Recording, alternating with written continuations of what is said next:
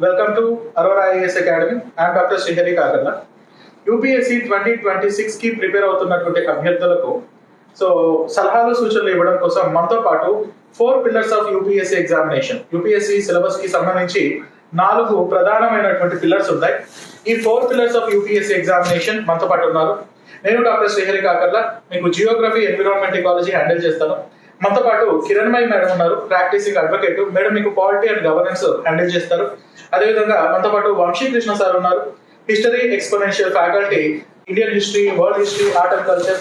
అదేవిధంగా మనతో పాటు గౌతమ్ సార్ ఉన్నారు, ఎక్స్పోనెన్షియల్ ఫ్యాకల్టీ, ఎకానమీ. సార్ మీకు economy, economical development issues, agriculture ఇలాంటి ఆస్పెక్ట్ ని హ్యాండిల్ చేస్తారు. సో యూపీఎస్సీ ఎగ్జామినేషన్ ప్రిపరేషన్ లో మనకున్నటువంటి డౌట్స్ మీ తరపున నేను ఫ్యాకల్టీని అడిగి మీ డౌట్స్ ని క్లియర్ చేసే ప్రయత్నం చేస్తాను. సో యూపీఎస్సీ ఎగ్జామినేషన్ మొత్తం మీద ఈ 4 సబ్జెక్ట్స్ ప్రధానమైనటువంటి పాత్రను పోషిస్తాయి. సో కాబట్టి let us understand how this subjects has to be given focus, ఎలా ఎంఫసిస్ ఇవ్వాలి అండ్ ఇంటిగ్రేటెడ్ గా ఎలా చదవాలి అన్న విషయం మనం ఫ్యాకల్టీస్ అడిగి తెలుసుకుందాం. Alright, let us start with Kiranmayi madam. Madam, మనకు పాలిటీలో యాక్చువల్గా యూపీఎస్సీ ఎగ్జామినేషన్ అంటేనే పాలిటీ, యూపీఎస్సీ అంటేనే పాలిటీ. స్టార్ట్ చేసేది పాలిటీతోనే స్టార్ట్ చేస్తారు. లక్ష్మీకాంత్ సార్ బుక్ ప్రతి ఒక్కరి దగ్గర ఉంటుంది, అది బైబిల్, గీత, ఖురాన్. సో ఈ పాలిటీ యాక్చువల్గా ఇటీవల కాలంలో కూడా మనం వాస్తవంగా చూస్తే పాలిటీ విషయంలో ఇంట్రెస్టింగ్ సబ్జెక్ట్ అయినప్పటికీ కూడా ప్రిలిమ్స్ లో వచ్చే క్వశ్చన్స్ ని సాధారణంగా కొంత యాక్యురసీతో పెట్టలేకపోతున్నారు. మోర్ ఎస్పెషలీ మనకు మెయిన్స్ లో ఉన్న పాలిటీ గవర్నెన్స్ విషయంలో కూడా అంత ఎక్కువ మార్కులు స్కోర్ చేయలేకపోతున్నారు. So what would be the reason for that?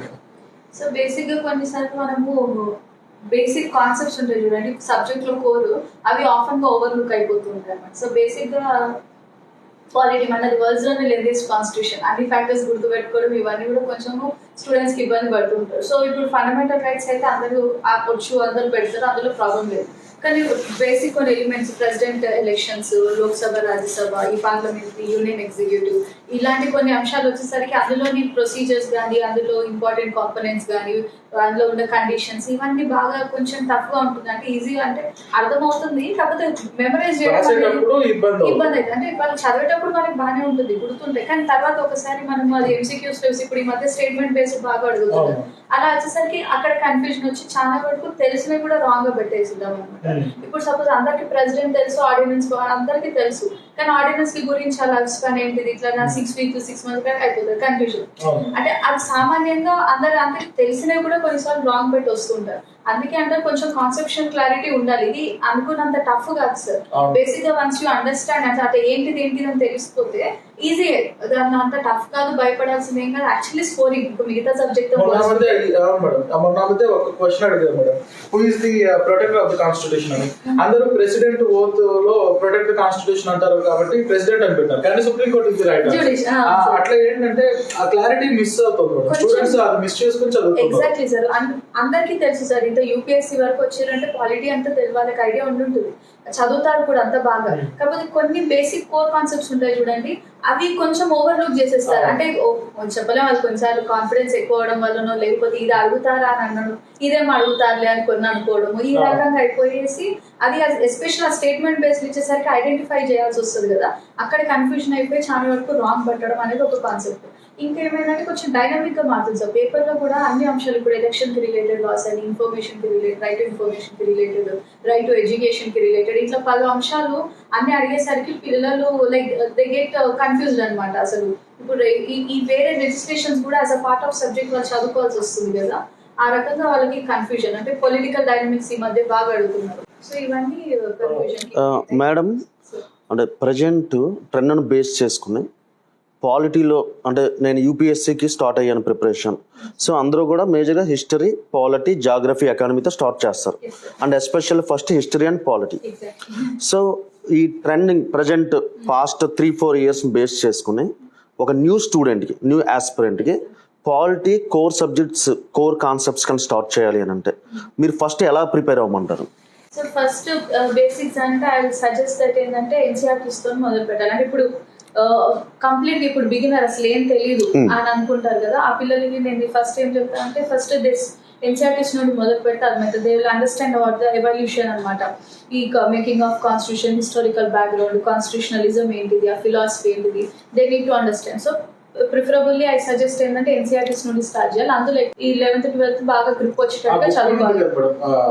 Making of Indian constitution దాని నుంచి డైరెక్ట్ గా క్వశ్చన్స్ మొత్తం యాజ్ ఇట్ ఇస్ పారాగ్రాఫ్ తీసుకుని as it is అవును సార్, అసలు సెంటెన్స్ as it is దాన్ని ఇగ్నోర్ మరి స్టూడెంట్స్ ఎందుకు ఇగ్నోర్ చేస్తున్నారు మేడం? అందరూ అంటే వేరే స్టాండర్డ్ బుక్స్ అని వేరే బుక్స్ అని వెళ్తున్నారు, బేసిక్స్ ఎందుకు వదిలేస్తున్నారు? మెజారిటీ సార్, అంటే మెజారిటీ 60 to 75% వరకు స్టూడెంట్స్ లక్ష్మీకాంత్ ఒకటి కొనుక్కొని ముందు నుండి వెనక్కి, వెనక నుండి ముందు 3 సార్లు చదివేసి అయిపోయిందని పెట్టేస్తారు. వచ్చింది ప్రాబ్లం. అందుకే ఎన్సీఆర్టీస్ రోల్ వేసి యూపీఎస్సీలో ఎన్సీఆర్టీస్ మనం ఎన్ని చూడట్లేదు సార్. ఇప్పుడు హిస్టరీ కానీ ఎకానమీ డైరెక్ట్ క్వశ్చన్స్ అడిగేస్తున్నారు. చాలా వరకు ఇది పిల్లలు ఓవర్లుక్ చేస్తారు. అందుకే నేను స్పెసిఫిక్ గా చెప్తాను, బేసిక్స్ గట్టిగా ఉండాలి, కోర్ సబ్జెక్ట్ తెలియాలి. అందుకే సజెస్ట్ ఏంటంటే ఎన్సీఆర్టీస్ చదవాలి. ఇంకా అన్ని చదవడానికి టైం లేదంటే 10th 11th 12th కొంచెం బాగా పర్ఫెక్ట్ అయిపోవాలి. మేడం ఇంకోటి జనరల్ గా పాలిటీకి వచ్చేసరికి మనకి స్టాటిక్ పాలిటీ కాకుండా కరెంట్ పాలిటీలో సెన్సిటివ్ టాపిక్స్ ఎక్కువ ఉండే అవకాశం ఉంటుంది. ఇప్పుడు ఫర్ ఎగ్జాంపుల్ యూఏపీఏ యాక్ట్ కానీ, లేకపోతే మనకి సెడిషన్ కానీ, లేకపోతే మనకి యూనిఫామ్ సివిల్ కోడ్ కానీ, సో ఇవన్నీ కొంచెం సెన్సిటివ్ టాపిక్స్. సెన్సిటివ్ టాపిక్ వచ్చేసరికి మనం బ్యాలెన్స్డ్గా ఆన్సర్ ఎలా రాయగలం అంటే without hurting the sentiment of any other. And recent yesterday work plans అయిపోతుంటే మార్క్స్ కూడా కట్ చేసిన సందర్భాలు ఉన్నాయి. అదే అందుకని దాన్ని డిప్లొమాటిక్ గా బ్యాలెన్స్డ్ గా ఎలా రాయాలి? కాబోయే ఐఏఎస్ అయిపోయింది సార్, డిప్లొమాటిక్ అలవాటు అవ్వాలి. సెన్సిటివ్ ఇష్యూస్ అక్కడే సార్. యాక్చువల్లీ ఇలాంటి సెన్సిటివ్ ఇష్యూస్ ఫస్ట్ వాళ్ళకి ఒక ఆస్పిరెంట్ లాగా ఒక ఆఫీసర్ లాగా ఆలోచించాలి సార్. వాళ్ళకున్న పర్సనల్ అభిప్రాయాలు నాకు ఒకటి ఉంటుంటది, పర్సనల్ అందరికి ఒక్కొక్కటి ఉంటుంటది. మన పర్సనల్ అభిప్రాయం మన దగ్గర వదిలేసుకోవాలి. ఎగ్జామ్ హాల్కి వెళ్ళినప్పుడు ఒక ఆఫీసర్, ఒక రెస్పాన్సిబుల్ ఆఫీసర్, మన చేతిలో ఒక ఫ్యూచర్ ఆఫ్ కంట్రీ ఉంది కాబట్టి ఒక రెస్పాన్సిబుల్ ఆఫీసర్ లాగా ఆ సిచ్యువేషన్, ఆ సెన్సిటివ్ సిచ్యువేషన్ ని ఎంత ఎఫెక్టివ్ గా మేనేజ్ చేస్తారు అనేది అక్కడ సార్. యాక్చువల్లీ అలాంటి దాంట్లోనే మంచి మార్కులు స్కోర్ చేస్తే వాళ్ళకి బెటర్ సర్వీస్ వచ్చే ఛాన్స్ ఉంది. సో టాపిక్ సెన్సిటివ్ ఉన్నప్పుడు మనం న్యూట్రల్ గా ఆలోచించగలగాలి. ఇక్కడ మనం ఓన్లీ ఒక వన్ సెక్షన్ ఆఫ్ పీపుల్ గురించి, లేకపోతే ఒకరి గురించి చూడడము, లేకపోతే వన్ సైడ్ బయాస్డ్ థింకింగ్ మనం చేయలేము. మనకు పర్సనల్లీ ఉండొచ్చేమో కానీ మనం అలా చేయలేము సార్. యాజ్ అన్ ఆఫీసర్ మనం అలా రాసాం అనుకోండి, మార్క్స్ మొత్తం పోతాయి. అంటే మనలో ఉన్న విప్లవాన్ని మొత్తం చాలా సార్లు చూసాం కొన్ని పేపర్స్ లో తక్కువ మార్క్స్ రావడం దీని వల్ల. ఇలాంటి ఇష్యూస్ తో అదే సార్, మన లోపల ఎన్ని ఉన్నా కానీ అది మనం ఎగ్జామ్ హాల్ బయట నుంచి పెట్టేసి న్యూట్రల్ గా యూపీఎస్సీ పాయింట్ ఆఫ్ వ్యూలో వెళ్ళాలి. అంటే ఎగ్జామ్ సెంటర్ కి వెళ్తున్నాం అంటే మనం ఆఫీస్కి వెళ్తున్నట్టే, మన అట్లానే ఉండాలి. ఇప్పుడు హేట్ స్పీచ్ గురించి రావడము, యూసీసీ గురించి రావడము, క్రౌడ్ మేనేజ్మెంట్, ఇప్పుడు స్టాంపేడ్ ఇష్యూస్ జరుగుతాయి. ఇలాంటి అంశాలంతా అక్కడ రిలీజియస్ కాంగ్రిగేషన్ అవ్వచ్చు, కానీ అంత సెన్సిటివ్ ఇష్యూని అక్కడ ఒక ఆఫీసర్ మనం డిప్లాయ్ అయినా మనం డీల్ చేయాలి. ఇవన్నీ తెలియాలంటే ఇప్పటి నుండి యూపీఎస్సీ ఎగ్జామినేషన్ సిలబస్ నిజంగానే ఎంత ప్లాన్ గా ఉంటుంది. ఇప్పుడు ప్రయాగరాజ్ ఇష్యూ మేడం చెప్పారు కదా, ఇక్కడ అన్ని ఉన్నాయి చూడండి మేడం. దానికి హిస్టరీ ఉంది, జాగ్రఫికల్ ఫీచర్స్. అందుకే ఈ 4 పిల్లర్స్ నిజంగానే, ఈ 4 పిల్లర్స్ అన్నది యూపీఎస్సీ లో ఫస్ట్ స్టార్టింగ్ విత్ ఈ 4 సబ్జెక్ట్స్ లో ఏ 2 సబ్జెక్ట్స్ కంపోజ్ ఇంటిగ్రేషన్ లో పోయినా నిజంగానే ఒక సర్వీస్ వస్తుంది పక్కన పెడితే పక్క నాలెడ్జ్ అయితే వస్తుంది.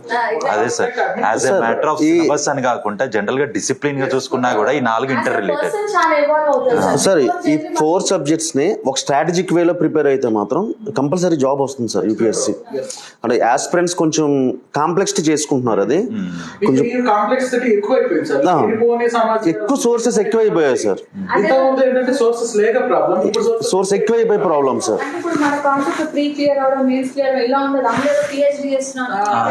ఎగ్జాక్ట్లీ స్మార్ట్ గా పోయే ఎగ్జామ్స్ అనేది చాలా పద్ధతిగా తీసుకెళ్ళచ్చు. సిస్టమేటిక్ వేలో చాలా స్టూడెంట్ కి క్లారిటీ తీసుకురావాల్సిన సోర్సెస్ ఇంకా కన్ఫ్యూజ్ చేస్తున్నాయి స్టూడెంట్స్ ని. సోషల్ మీడియా ఎక్కువైపోయింది, యూట్యూబ్ యూనివర్సిటీ ఎక్కువైపోయింది. Right sir, right. వాళ్ళు సొంతంగా తీసుకోరు సార్. టాపర్స్ వ్యూస్ ఒక దగ్గర పెట్టుకుంటారు, ఒక్కొక్క ఇన్స్టిట్యూట్ ఇట్లా 10 పెట్టేసుకొని. యాక్చువల్ ఇండివిజువల్ అప్రోచ్ ఏంటనేది ఫస్ట్ గ్రహించగలగాలి. ఇండివిజువల్ స్ట్రాటజీ ఏంటి అని. టాపర్స్ అంటారు, టాపర్స్ కి ఆయన ఓన్ స్ట్రాటజీ ఉంది కాబట్టి టాప్ అయితే ఫాలో అయితే ఎట్లా, స్ట్రాటజీ ఉంటుంది. కొన్ని ఎలిమెంట్స్ ని ఇంటిగ్రేట్ చేసుకోలే కానీ నీ ఒరిజినాలిటీని Sacrifice చేసుకో. either even in answer writing or even in the preparation or in the mode of preparation you should not sacrifice the originality which you inculcated from your the graduation and ఇలాంటివే your కదా schooling. Sir mains లో ఇంటర్వ్యూలో ఇవే కదా ఇవే వాళ్ళు check చూసేవి చేస్తారు. కూడా ఇవే కదా అవును. సో ఇవి వాళ్ళు మిస్ అయిపోయి అందుకునే సార్ సోర్సెస్ 10 years బ్యాక్ నేను కోచింగ్ వచ్చినప్పుడు మా సార్ చెప్పింది ఏంటంటే ఒక సబ్జెక్ట్ 10 books చదవద్దు, ఒక బుక్ ని 10 times రీడ్. అదే ఇప్పుడు కూడా ఇంప్లిమెంట్ చేయాలి సార్. పక్కా సార్ అది పక్కా. Limited resources multiple revisions. Yes. అది చెట్టుకొని మొత్తం సెల్ఫ్ అంతా నింపేసుకొని లైబ్రరీలో కాదు కదా మనం ఉండేది. లాస్ట్ క్వశ్చన్ మేడం, నేను ప్రిపరేషన్ స్టార్టింగ్ వచ్చినప్పుడు పాలిటీ కాన్సెప్ట్స్ అర్థమయ్యాయి మేడం, బట్ ఈ ఆర్టికల్స్, ఈ షెడ్యూల్స్, పార్ట్స్ వైజ్ నాకు మెమొరీలో ఉండాలంటే కొంచెం డిఫికల్ట్గా అనిపించేది and number of times revise చేయాల్సి వచ్చేది. దీనికి ఏమైనా టిప్స్ చెప్తారా? సో బేసిక్ గా up to directive principles, fundamental duties దాకా ఆర్టికల్ అండ్ కాన్సెప్ట్ ఖచ్చితంగా ఇంపార్టెంట్, ఖచ్చితంగా గుర్తు పెట్టుకోవాల్సిందే. అవి ఈజీ కూడా సార్, ఒక 1 to 10 రివిజన్ చేస్తే మనం గుర్తు పెట్టుకోవచ్చు. ఆ తర్వాత ఇప్పుడు కొన్ని ఇంపార్టెంట్ అంశాలు ఆ కాన్సెప్ట్స్ కి అన్ని కొన్ని మోస్ట్ ఇంపార్టెంట్ ఉన్నాయి, లైక్ ఇప్పుడు ఆర్డినెన్స్ కానీ, ఎమర్జెన్సీ కానీ, ప్రెసిడెంట్ ఎలక్షన్, ఇంపీచ్మెంట్, ఇట్లా అలా కొన్ని ఇంపార్టెంట్ ఉన్న వాటికి అవి బాగా ఒక ఆర్టికల్ ఆ నంబర్ అది గుర్తు పెట్టుకోవడానికి ట్రై చేయాలి. ఇవి ఎలా గుర్తుంటాయంటే సార్, ఒకటి రివిజన్, ఇంకోటి మనం చదువుకుంది అంటే నేను యాజ్ అ పర్సనల్ గా నేను ఫాలో అయిందంటే ఇవాళ నేను చదువుకుంది ఎండ్ ఆఫ్ ద డే అది రఫ్ గా నేను చూడకుండా రాయడం అలా చేస్తుందని. అలా చేస్తే రిటెన్షన్ పవర్ కొంచెం ఓవర్ పీరియడ్ ఆఫ్ టైం పెరుగుతూ ఉంటుంది. అంటే జస్ట్ క్లాస్ విని వెళ్ళిపోతారు కొందరు, క్లాస్ వినేసి వెళ్ళిపోతే అది ఎక్కువ బ్రెయిన్ లో రిటైన్ అవ్వదు. అప్పుడు అగైన్ మళ్ళా ఎండ్ ఆఫ్ ది డే ఒకసారి రివైజ్ చేయాలి. చూడకుండా రాయాలి. నేను ఖచ్చితంగా చెప్తాను ఏంటంటే యూ షుడ్ రైట్ అన్నమాట. జస్ట్ వినిపోతే సరిపోదు, చదివితే సరిపోదు, చూడకుండా రాయాలి. ఆ రకంగా ఏంటంటే ఎక్కువ సబ్జెక్ట్ ఎక్కువ రోజులు గుర్తుంటది, ఆర్టికల్స్ కానీ ఆ కంటెంట్ కానీ ఎక్కువ రోజులు గుర్తుంటుంది. అండ్ మల్టిపుల్ రివిజన్స్, ఇంకా ఎంసీక్యూస్ కూడా చాలా ప్రాక్టీస్ చేయాలి సార్. అలా చేస్తుంటే గుర్తుంటుంది. ఫ్రీక్వెంట్ రివిజన్ ఏది సార్, యాజ్ ఐ సెడ్ ఇది వరల్డ్స్ లెంజియస్ట్ కాన్స్టిట్యూషన్ సార్. అన్ని గుర్తుపెట్టుకోవడం ఆస్పిరెంట్స్ కి ఇన్ని సబ్జెక్ట్స్ లో కష్టమే. రివిజన్ బాగా చేయాలి సార్, ఎంసీక్యూస్ బాగా ప్రాక్టీస్ చేయాలి. So that is the tip sir. అది అలా చేస్తే ఎక్కువ రోజులు గుర్తుంది. Okay madam, thank you sir. So మనకు పాలిటీ తర్వాత మోస్ట్ ఇంపార్టెంట్ వెయిటేజ్ పరంగా తీసుకున్నా సరే ఎక్కువ వెయిటేజ్ ఉన్నటువంటి సబ్జెక్ట్ హిస్టరీ. సో ప్రిలిమ్స్ లో ఏన్షియంట్ హిస్టరీ ఉంది, medieval, modern and Indian national movement, and mains లో మనకు వరల్డ్ హిస్టరీ కూడా ఇచ్చిన sir, modern world history, art and culture. So ఇది అంతా చాలా పెద్ద పోర్షన్. అందుకనే అంటారు హిస్టరీ, పాలిటీ, ఎకానమీ, జియోగ్రఫీ నేర్చుకుంటే సిలబస్ లో 70% అయిపోతుంది. మిగతాదంతా ఈ స్క్రాప్ సిలబస్, ఒక్క ఎథిక్స్ మినహాయిస్తే మిగతాదంతా ఇక్కడ కవర్ అయిపోతుంది. ఇంత vast syllabus. Of course sir history, నేను being a geography faculty I'm very much fond of history. చాలా ఇంట్రెస్టింగ్ గా ఉంటది చదవడానికి. ఒక్కొక్క కొత్త విషయం తెలుస్తుంటే ఎక్సైట్ అవుతూ ఉంటారు స్టూడెంట్స్. అంతే కదా మనకు తెలియని పాత విషయం. సో ఇంత ఇంట్రెస్టింగ్ సబ్జెక్ట్ ని why students are not able to up to the mark ఎందుకు స్కోర్ చేయలేకపోతుంది సార్? యాక్చువల్లీ ఈ ఆస్పిరెంట్స్లో ఒక ఫీలింగ్ ఏంటంటే సార్, హిస్టరీ అంటే వ్యాస్ట్ సిలబస్ అని ఒకటి, నెక్స్ట్ ఏం చేశారంటే నెంబర్ ఆఫ్ ఇయర్స్ని, ఫ్యాక్ట్స్ని గుర్తుపెట్టుకోవాలన్నట్టుగా ఒకటి వెళ్ళిపోయింది సార్ వాళ్ళ మైండ్లో. But that is wrong notation sir. Actual సిలబస్ని పెర్ఫెక్ట్గా అనలైజ్ చేసుకుంటే ప్రిలిమ్స్లో ఏ సిలబస్ అయితే ఉందో సార్, మెయిన్స్లో కూడా అదే సిలబస్. ఎక్స్ట్రాగా వచ్చింది world history, post independence. World history కూడా ఏది సార్, మోడర్న్ వరల్డ్. సో మనం ఐడెంటిఫై చేయడంలో ప్రాబ్లం అవుతుంది సార్.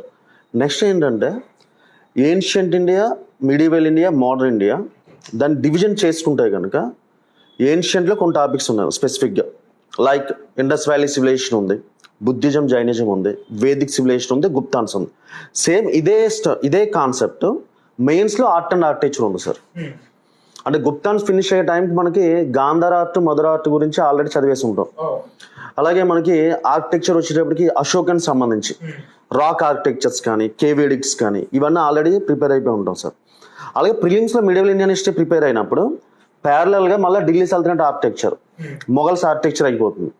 అలాగే విజయనగర ఎంపైర్ వస్తుంది సార్. లిటరేచర్ వచ్చాడు మనకి సంగం లిటరేచర్, గుప్తాన్స్ టైమ్ లిటరేచర్, నెక్స్ట్ భక్తి లిటరేచర్ సార్, భక్తి అండ్ సూఫీ.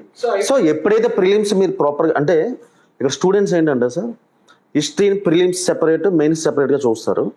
బట్ ప్రిలిమ్స్ కా మెయిన్స్ ఓరియంటేషన్లో చూస్తే కనుక వన్స్ ప్రిపేర్ అయితే అది ప్రిలిమ్స్, మెయిన్స్ రెండు అయిపోతాయి సార్. ఇంక come to the world history, limited syllabus sir. ఎందుకంటే ఇండస్ట్రియల్ రెవల్యూషన్ అంతే సార్. ఇప్పుడు నా దగ్గర వరల్డ్ హిస్టరీ మెటీరియల్ ఉంది sir, hardly 50 pages. That is enough. No need to read number of books, పెద్ద పెద్ద బుక్స్ చదవాల్సిన అవసరం లేదు సార్. ముఖర్జీ, అర్జున్ దేవ్, ఎన్సీఆర్టీసీ ఏం అవసరం లేదు సార్. ఎందుకంటే ప్రపంచ చరిత్ర అంటే నిజమైన ప్రపంచాన్ని చదవాలని ఫీల్ అవుతారు. అదే సార్. ఇప్పుడు ప్రాబ్లం కూడా ఏమవుతుందంటే సార్, నేను స్టూడెంట్స్ కొంతమంది చెప్తూ ఉన్నప్పుడు వాళ్ళు యూపీఎస్సీ ప్రిపరేషన్కి వచ్చినట్టు లేకుండా పిహెచ్డీకి వస్తున్నట్టు ఫీల్ అవుతారు. అన్ని సబ్జెక్ట్స్లో పిహెచ్డీ నాట్ అవసరం లేదు. యూపీఎస్సీ పాయింట్ ఆఫ్ వ్యూలో ప్రిపేర్ అయితే ఎనఫ్ సార్. ఇప్పుడు వరల్డ్ హిస్టరీని తీసుకుంటే ఇంకా ఇండియన్ హిస్టరీ అయింది, వరల్డ్ హిస్టరీ చదవాలని ఫీల్ అవుతుంటారు. బట్ గట్టిగా లెక్కేస్తే topics sir, industrial revolution, American revolution, French revolution, world wars, colonisation, decolonisation enough. అలాగే పోస్ట్ ఇండిపెండెన్స్ సార్. ఏ సార్ ఉంది సార్. బట్ ఏంటంటే అది మీకు జాగ్రఫీ సబ్జెక్ట్లో ఇంటర్లింక్ అయిపోతుంది సార్, ఇంటిగ్రేట్ అయిపోతుంది. అంటే ఈ ఇండియన్ హిస్టరీ ప్రిపేర్ అయిపోతే వరల్డ్ హిస్టరీ ఇవే సార్. ఇంకా పోస్ట్ ఇండిపెండెన్స్ వస్తే ఆల్రెడీ లింగ్విస్టిక్ ఆర్గనైజేషన్, అది next integration of princely states, జియోగ్రఫీలో కూడా వస్తుంది సార్. ఈ స్టేట్స్ ఫజల్ అలీ కమిషన్ కానీ, అలాగే ప్రిన్స్లీ స్టేట్స్ చెప్పుకున్న తర్వాత మళ్ళీ ఇప్పుడు ల్యాండ్ మూవ్మెంట్ సంబంధించి సార్, అది మళ్ళీ పాలిటీలో వస్తుంది. మళ్ళీ గ్రీన్ రెవల్యూషన్, అది ఎకానమీలో వస్తుంది, జాగ్రఫీలో వస్తుంది. అలాగే ఎల్పిజి రిఫార్మ్స్ ఎకానమీలో వస్తుంది. సో అదే సార్, వీళ్ళ స్టూడెంట్స్ ఏంటంటే సబ్జెక్ట్ని ఇంటర్ రిలేటెడ్ చేసి చదువుకుంటే ఈ 4 సబ్జెక్ట్స్ని కూడా హిస్టరీ, జాగ్రఫీ, పాలిటీ, ఎకానమీని ఇంటర్ రిలేటెడ్ చేసుకుని కరెంట్ అఫైర్స్ ఫాలో అయితే సార్ చాలా ఈజీ సార్ క్రాక్ చేయడం. కాకపోతే స్టూడెంట్స్కి ఏమవుతుందంటే సార్ డౌట్ అంటే ఈ ఆర్ట్ అండ్ కల్చర్ విషయంలో ముఖ్యంగా, ఎందుకంటే రీసెంట్ టైమ్స్ లో importance has been increasing for art and culture. దీన్ని separate set of ones history అంతా అయిపోయిన తర్వాత art and culture all together a separate set of subject లాగా చదవాలన్నా, లేకపోతే is that an integral part of parallel preparation with the ancient medieval model? Sir art and కల్చర్ని జనరల్గా divide చేసుకుంటే art, architecture, literature sir, ఈ 3 parts sir. ఈ 3 పార్ట్స్ని మనకు నీట్గా సిసిఆర్టీలో ఉంది, నితిన్ సింఘానియా ఉంది సార్. ఆల్రెడీ మీరు ఇండియన్ హిస్టరీలో ఇంటర్మీడియట్గా ప్రిపేర్ అయిపోతారు. సో ఒక్కసారి దీన్ని స్పెసిఫిక్గా చదువుతాం అంతే. ఇప్పుడు ఏన్షియన్ ఇండియా అయ్యే టైంకి ఇప్పుడు ఇండస్ వ్యాలీ సివిలైజేషన్ ఉంది సార్, బుల్ అండ్ లయన్ గురించి అడుగుతూ ఉన్నారు, టైగర్ అండ్ లయన్స్ గురించి. ఓకే, అలాగే town planning, next Vedic civilisation. Buddhism వచ్చేటప్పటికి architecture sir, Gandhara, Mathura architecture. Guptans కూడా అంతే, మన టెంపుల్ స్టార్ట్ అయిన architecture Guptans time period. So already చదివిందే మనం ఏంటంటే స్పెసిఫిక్గా నాకు నేమ్ పెట్టుకున్నాం, బట్ ఆల్రెడీ ఇంటర్ రిలేటెడ్గా చదువుకుని వెళ్ళిపోతాం సార్. సో ఆర్ట్ అండ్ ఆర్కిటెక్చర్కి ఎక్కువ వెళ్ళాల్సిన అవసరం లేదు sir. Nitin Singhania book and CCRT. And as usual మన మెటీరియల్ కూడా ఉన్నాయి సార్, ప్రతి సబ్జెక్ట్కి 50-60 పేజెస్ మించి లేదు. Actually that is better sir.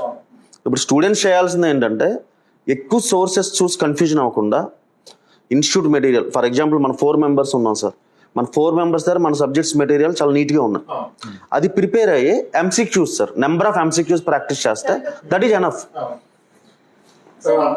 Sir. Madam ఇంకో డౌట్ సార్, ఇది ఇప్పుడు హిస్టరీ అంటే ఎక్కువ మెమరైజ్ గుర్తుపెట్టుకోవాలి ఉంటుంది, ఏ అంశాలు అంటే ఏ టాపిక్స్ మనం నెసెసరీ, ఏ టాపిక్స్ మనం వదిలేసేయాలి? ఇప్పుడు ఇయర్స్, రాజులు, వాళ్ళ ఫ్యామిలీ హైరార్కీ, వాళ్ళ ఏంటి, ఇవన్నీ కూడా అంత ఉంటుంది, కన్ఫ్యూజ్ అయిపోతారు. ఇవన్నీ కూడా గుర్తుపెట్టుకోవాలి, అది కొంచెం చెప్పండి సార్, ఏది ఎక్కువ గుర్తుపెట్టుకోవాలి, ఏది ఎలిమినేట్ చేయాలి? మేడం ఎగ్జాంపుల్ మోడర్న్ ఇండియా ఉంది మేడం, ఎక్కువ పర్సనాలిటీస్ మీద ఫోకస్ చేస్తున్నారు.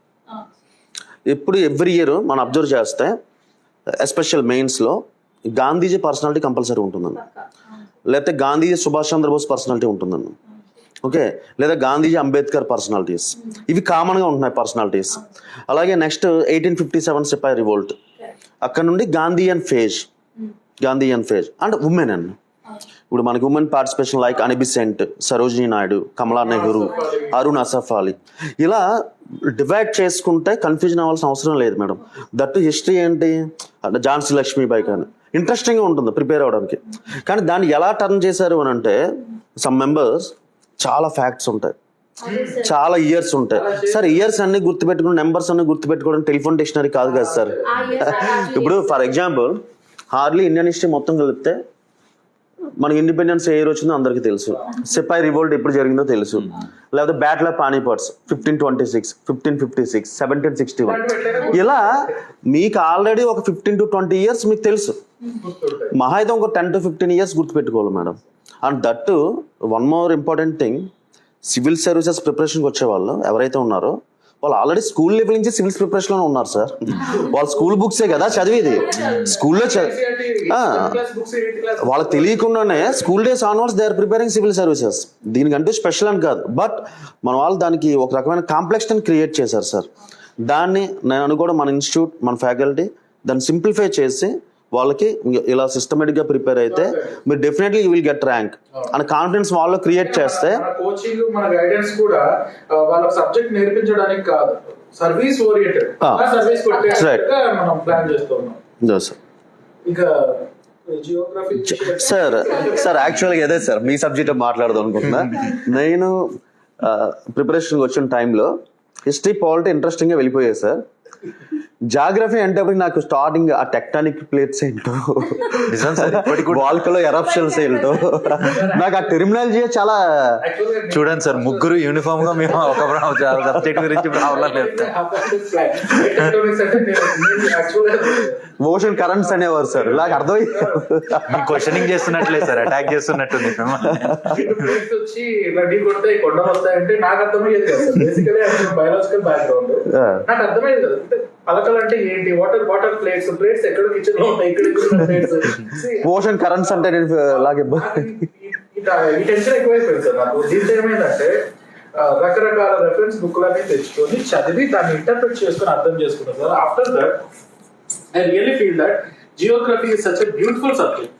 ప్రతి పాయింట్ లోను, ప్రతి వర్డ్ లోను ఒక రేషాలిటీ ఉంటుంది. అంటే వేరే సబ్జెక్ట్స్ నేను కించపరచట్లేదు, కానీ జియోగ్రఫీ విషయంలో మాత్రం ఒక రీజన్ ఉంటుంది సార్. ఇక్కడ అర్త్క్వేక్ వచ్చింది అంటే దానికి ఒక కారణం ఉంటుంది. అండ్ ఇక్కడ భూకంపం వచ్చింది, ఈ భూకంపం 7.5 రిక్టర్ స్కేల్ దాటిందంటే దానికి ఒక రీజన్ ఉంటుంది.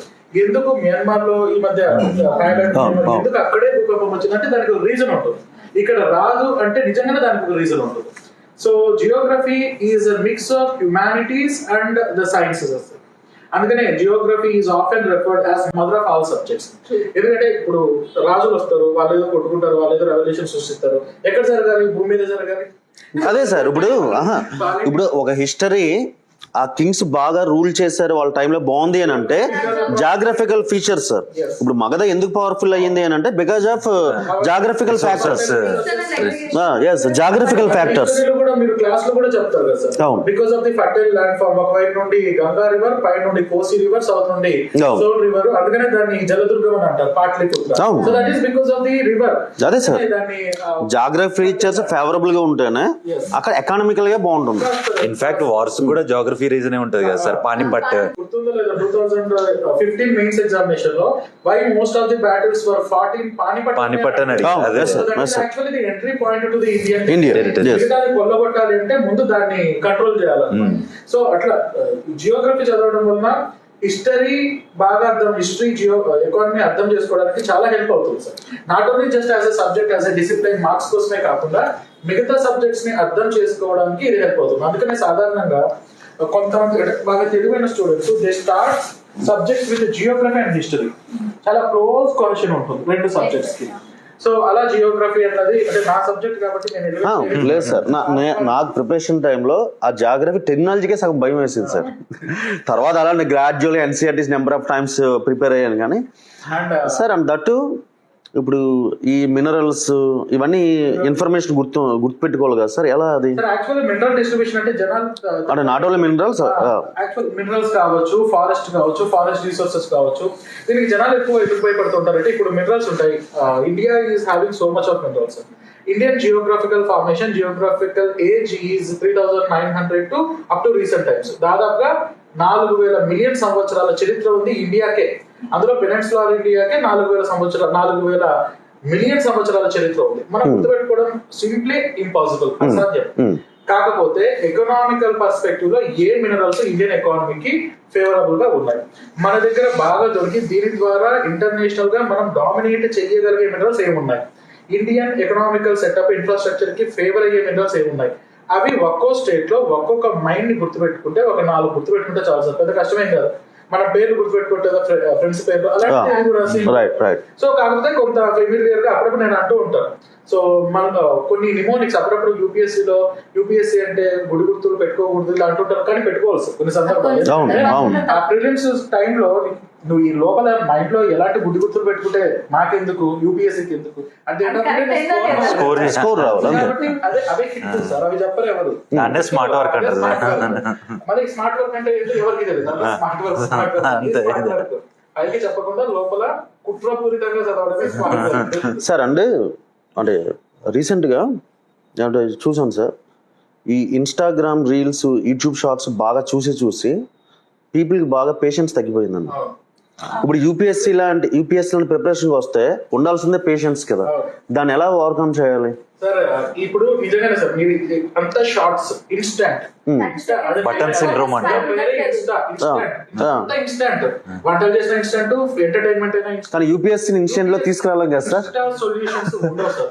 కాకపోతే వెబ్ సిరీస్ లాగా కాకుండా, అంటే సినిమా లాగా కాకుండా ఒక షార్ట్ మూవీ లాగా ప్రిపరేషన్ చేసుకోవచ్చు. ఓకే. ఇన్స్టా యూపీఎస్సీ ప్రిపరేషన్ ఉండదు, కానీ ఒక షార్ట్ మూవీ యూపీఎస్సీ ప్రిపరేషన్ అయితే చేయొచ్చు. ఓకే. ఎలా అంటే ఇర్రెలవెంట్ ఏరియాస్ ని ఎలిమినేట్ చేయడం first and foremost. Key areas ఏమైతే ఉన్నాయో అవి ఫస్ట్ దాన్ని ఫోకస్ చేయాలి సార్, ఎందుకంటే అది it will give you foundation. Later you can construct, దాని మీద ఇల్లు కడతావా, డూప్లెక్స్ హౌస్ కడతావా అన్నది నీ ఇష్టం. ముందు ఫౌండేషన్స్ పడాలి. ఈ ఫౌండేషన్స్ విషయంలో మాత్రం దాన్ని కొంచెం షార్ట్ టైం చేయొచ్చు, కొంచెం ఇన్స్టాగా దాన్ని ఇన్స్టా కాకపోయినా. అదే సార్, ఎందుకు ఈ డౌట్ అడిగానంటే స్టూడెంట్స్ లో ఏంటంటే అంత ఇన్స్టెంట్ అన్నట్టుగా మారిపోయారు. ఇప్పుడు కానీ యూపీఎస్సీకి అది అవ్వదు కదా.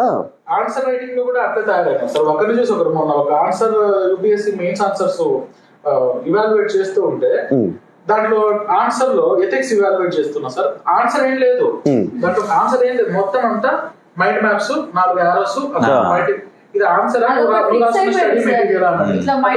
Flow shorts.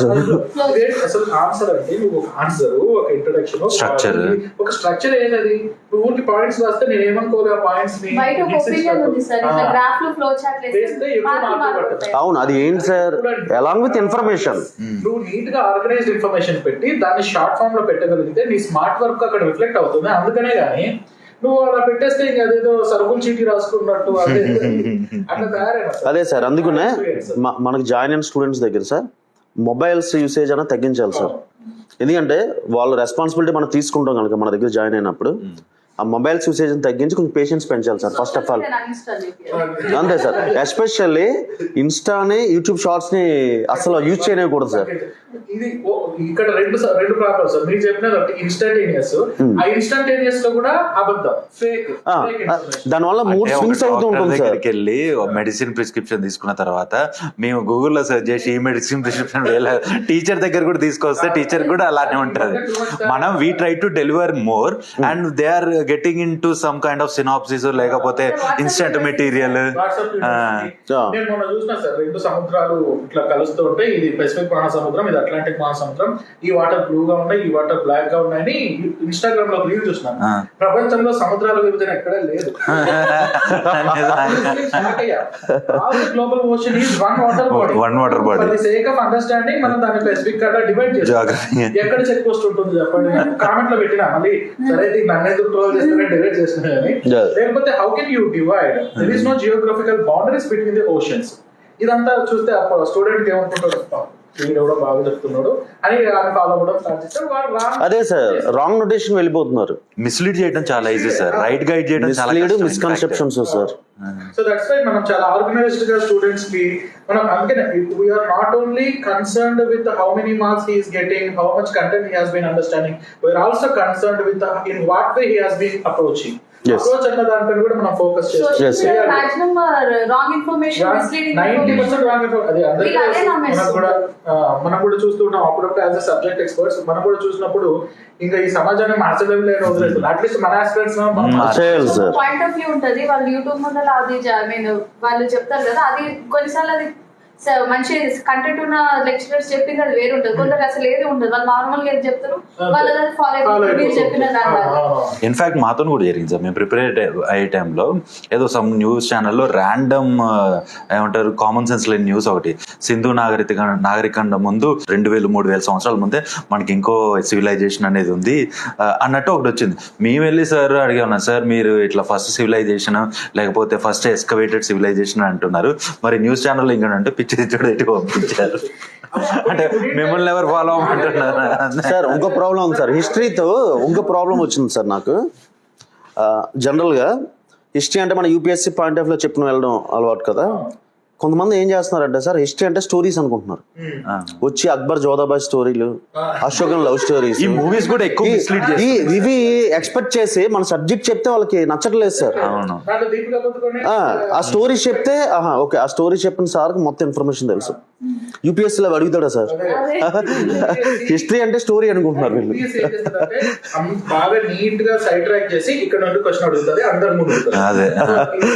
UPSC wanted to be right person, they don't want you to be hard worker, ఏదో స్మార్ట్ పర్సన్ అవసరమా, ఎలా సెలెక్ట్ చేసుకోవాలన్నది చాలా కేర్ఫుల్. మనం క్వశ్చన్స్ చూస్తే ఎంత బాగుంటాయి sir UPSC questions. Sir UPSC way perfect sir, దానికి మనం అడ్జస్ట్ అవ్వాలి అంతే. దాన్ని అడ్జస్ట్ అంతే, వాళ్ళు మనం చూసి అడ్జస్ట్ అవ్వరు కదా సార్. అట్లా. సో ఇది జాగ్రఫీకి ఎన్వైరన్మెంట్ ఇవన్నీ కాంప్లెక్స్ టాపిక్స్, ప్రాపర్ ఒక రిసోర్స్ కానీ మెటీరియల్ లేక చాలా కన్ఫ్యూజన్ వస్తుంది. As a beginner geography, ecology, environment ఇవి ఎలా మొదలు పెట్టాలి, అది ఎట్లా వాటి అప్రోచ్, రిసోర్సెస్ కొంచెం. మేడం జియోగ్రఫీలో మెటీరియల్స్ విషయానికి వస్తే మేడం ఎన్సీఆర్టీస్ అందరు చాలా మంది అవాయిడ్ చేయమంటూ ఉంటారు. బట్ ఎన్సీఆర్టీస్ అవాయిడ్ చేయొచ్చు ఎప్పుడు అంటే క్లాస్ లో గనక ఎన్సీఆర్టీ బేస్డ్ డిస్కషన్ కూడా సార్ చేస్తే నువ్వు అవాయిడ్ చేయొచ్చు.